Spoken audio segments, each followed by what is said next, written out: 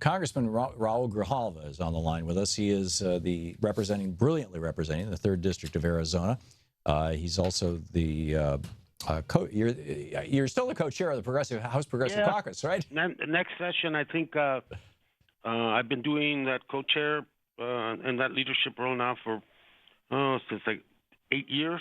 Yeah, going on 10, and there's a lot of good people, and I'm just kind of step aside next session from that leadership role and let some of what I think are very strong and positive faces that are in our caucus assume some of that leadership role, because I think it's important that we have as many faces representing progressive ideas as we can, and then I'll concentrate on the Resources Committee, which I enjoy doing, and put a lot of my attention into that. That's great.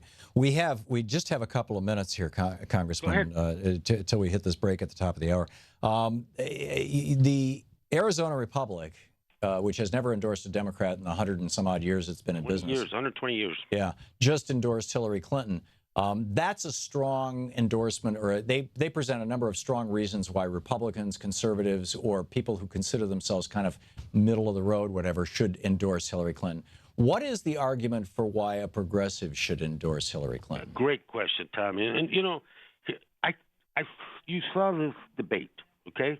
And you've seen the stream of consciousness, hateful ramblings of Donald Trump now for this whole, through the primary and up to now. Right. The TB debate gave you a kind of a stark look at what we're dealing with. And as he imploded toward the end, it became more and more obvious that what you want is balance, what you want is steadiness, and what you want is some level of fortitude and capacity and competence. And Hillary represents that.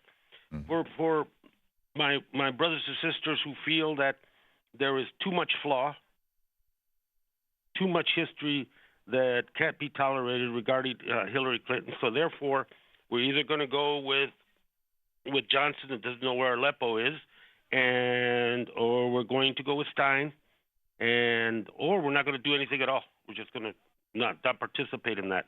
I think for the sake of the progressive agenda and where we need to be and how we can keep pushing forward, I believe that Hillary becomes the obvious choice.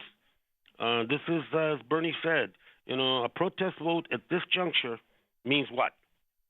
Yeah, it means that you are providing an advantage for Trump. And this is kind of, I'm not arguing the lesser of two evils. I'm not even doing that. If the agenda we're talking about is progressives, we want to move them forward, I would rather be working with, pressuring, advocating at, and irritating an administration composed of Hillary Clinton than having to fight the hand-to-hand combat that is going to be necessary in the rhetorical sense. Hand-to-hand combat is going to be necessary with a Trump administration who is going to make the discord that we're seeing in our country permanent. Yeah. And for the progressive agenda, we will be on our heels having to put up the kind of fights that are going to be necessary in order to halt any undoing of what is important to us and what's been important to the American people. And so if you ask me, that's where to use our vote surgically and importantly.